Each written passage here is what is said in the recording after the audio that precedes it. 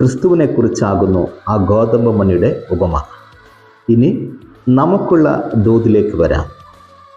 ഒരു ഗോതമ്പ് മണി എങ്ങനെ നിലത്ത് വീണ് ചാകുന്നോ അതുപോലെ ഞാൻ നിങ്ങളും ദൈവത്തിന് വേണ്ടി നിൽക്കുവാനും ദൈവത്തിന് വേണ്ടി പ്രവർത്തിപ്പാനും ദൈവത്തിന് വേണ്ടി രചിക്കുവാനും ഒക്കെ തയ്യാറാകണം.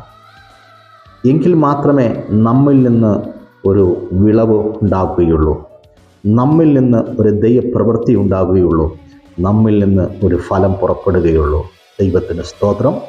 ഇങ്ങനെ ഒത്ത പൊരുത്തമായി നിന്നാൽ, നമ്മളൊക്കെ ഇങ്ങനെ ഒരു പഴഞ്ചൊല്ലി കേട്ടിട്ടുണ്ട്, നട്ടപ്പോഴും 5 പറിച്ചപ്പോഴും 5. ഒരു മാറ്റവുമില്ല ജീവിതത്തിന്.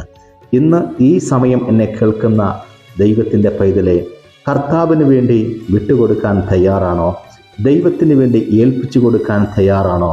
എന്ന് പറഞ്ഞാൽ ഒരു ഗോതമ്പ് മണി ചാകുവാൻ ഏൽപ്പിച്ചു കൊടുക്കുന്നത് പോലെ കർത്താവിൻ്റെ മുമ്പിൽ പൂർണ്ണ സമർപ്പിതനായി പൂർണ്ണ സമർപ്പണയായി ഏൽപ്പിച്ചു കൊടുക്കാൻ തയ്യാറാണെങ്കിൽ ദൈവം നമ്മിൽ നിന്ന് ഒരു പുതിയ വിളവ് പുറത്തു കൊണ്ടുവരും, ഒരു പുതിയ നന്മ പുറത്തു കൊണ്ടുവരും, ഒരു പുതിയ ശുശ്രൂഷ പുറത്തു കൊണ്ടുവരും, ഒരു പുതിയ അനുഗ്രഹം പുറത്തു കൊണ്ടുവരും.